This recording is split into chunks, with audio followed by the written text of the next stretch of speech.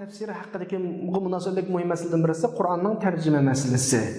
Alhamdulillah bizning tilimizga 30-40 yillar ilgari ustozimiz tarafidan tarjima qilingan Muhammad Salih Damollan tarafidan. Ondan keyin bir tarjima o'tirg'i chiqdi, yana hozir bir tarjima o'tirg'i chiqdi.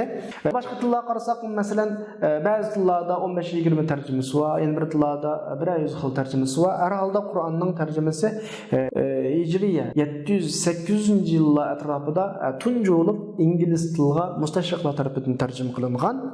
Ammo ta Rasululloh dunyodan ketgandan tortib 700-800 yil, ya'ni 1000 yilga vaqt Qur'on tarjimasiz musulmonlarning ichida kuchini ko'rsatib kelgan.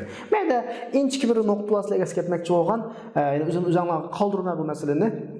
Qur'on tarjima qilinmagan vaqtida ulamolar uni o'zining hayoti orqali bizga tushuntirganda Qur'onning ta'siri bizning ichimizda yuqurmidi yoki tarjima qilinib har odam qo'liga olgandan keyin Qur'onning ta'siri kuchaydimi deydigan bir savol tushdi. Endi shu savol o'zimga qoldi, ammo shuning munosabatli gapdan birisi ulamolarning Qur'on tarjimasiga nisbatan qarashi, inshaalloh bundan keyin tafsir o'qish jarayonida tushunamiz. Qur'onning iborati, oyati sen ma nuqtadan kelsang shu nuqta bo'yicha chiqib keta olaysan. Yana bir nuqtadan kelsan o oyatga, o nuqta bo'yicha chiqib keta olaysan. Yana bir oyatga sen qissa deb turib kelsan, qissa olasan. Aqida deb turib kelsan, aqida olasan. Ahkam deb turib kelsan, ahkam olasan. Oyatdan. Oyat mushta 6 qirliq.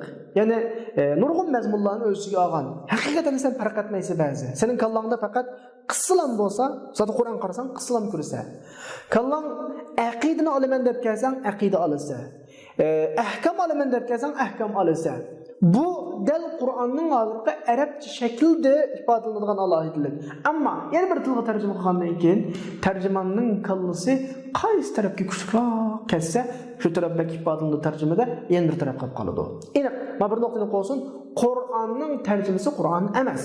Hatto ba'zi ulamolar Qur'onni ayni shaklda tarjima qilib bo'lmaydi, tarjima qilib bo'lmaydi. Ana nima qilishgan desa, tushuntirilsin, tafsir qilinsin, tafsirsi tarjima qilinsin, kengaytirilgan shaklda izohlama shaklda tarjima qilinsin, ayni shaklda tarjimasi o'tirib chiqmasin degan ko'z qarashlar va ma'lumotlar kallanglarda bo'lsa, ya'ni Qur'oni Karimningki mush 300 varaq, ya'ni 600 betlik bir Qur'onninki Rasulullohning davridan ta qiyomatga qadar har millat, har rayondagi kishilarga kifoya qilganligini bilsanglar, hargizmi bizning oldimizdagi bu Qur'onni yana bir tilga o'zgartib, o'sha arabcha ifodalangan mazmunni yana bir tilga ifodalanib bo'lganligiga ishonmaysizlar. Tabiiyki unda bo'lmaydi, mumkin emas u.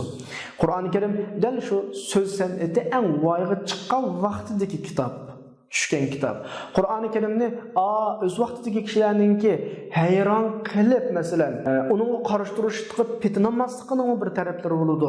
Undan boshqa o'z vaqtidagi kishilarning Qur'on anglashni bizni cheklashi, masalan, la tasma'u li hadal Qur'on wal g'awfi, masalan, anglamanglar deyishi. Bugungi kunda zamonimizda shu qo'ldan hech nima kelmaydi deb qaralayotgan bir shafaq to'pini kelgan talib bolalarni Qur'on o'qilib qo'ymasligi, bu yerda dushmanlarning bir tushungan tarafi bor. Qur'ondan boshqa tilda ifodalangan shakldagidan o'xshamaydigan bir xil chiqadigan hukmi bor. Mushu hukmlarni xalqqa chiqib qolmasligini, mushu sizimlarning, mushu tuyg'ularning xalqqa chiqib qolmas, musulmonlar etib qolmasligining oldini olish uchun Qur'on bilan bizning o'tirimizni bek jiq cheklayotdi boshqalar dushmanlar.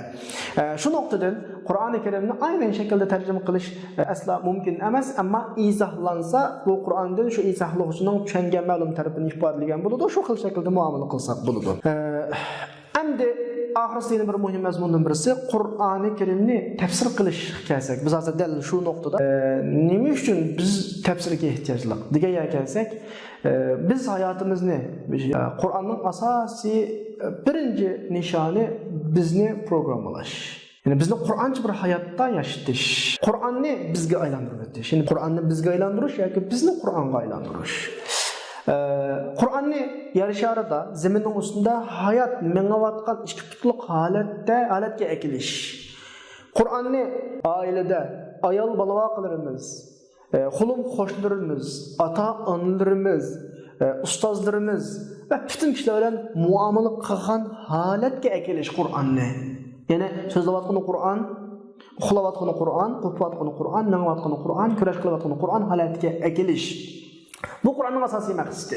Biz hozir o'zimizning hayotimizni 1200-1300 yildan buyon Qur'onga topshiryapmiz. Biz Uyg'urlarga kelsak. Ahli ilmimizda bir kishilar o'tirg'i chiqdi. Talibul ilmida bir kishilar o'qiyotdi dinda. Maalesef Qur'on bizni yiroqlab ketyapti. Ya'ni biz dinni Allah qandaqdir kitoblardan elyapmiz. Halbuki Qur'on oldimiz deydi. Bu dinning asosiy qismi bo'lgan aqida qismini biz har xil nomlardagi aqida kitoblardan elyapmiz. Halbuki Qur'onning o'zida batti shu aqida.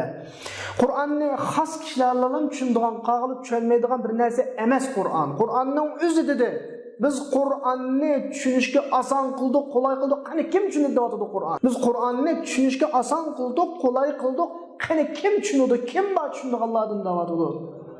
Qur'on haqida o'ylanmamdu. Afala yatadabbarunal Qur'an am ala qulubin aqfaluha? Nimish o'ylanmaydi deyotdi. Har bir odamninki, ya'ni mollasi olsun yoki turk olsun, avam xalq yoki xos kishilar olsun, hammasi Qur'onni tushunish kerak.